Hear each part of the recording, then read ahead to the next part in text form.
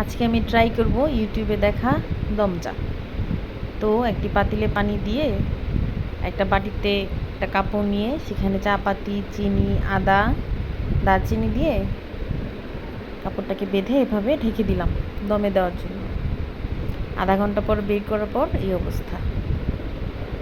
ভিডিওতে দেখায় পুরো লিকার চলে যায় পানিতে, কিন্তু আমারটা দেখা যাচ্ছে পানি লিকার যায়নি, যে এখন কাপড়টা নিচে পড়ে যাওয়ার কারণে সেখান থেকে লিকারটা একটু একটু বের হচ্ছে।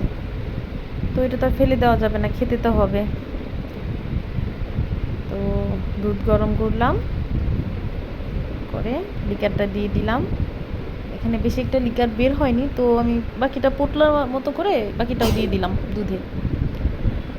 আসলে ইউটিউবের সব ভিডিও যে ঠিকঠাক হয় তা না, অনেক ভিডিও এডিট করা থাকে, ওগুলো ফলো করলে পারফেক্টলি ফলো করলেও হয় না,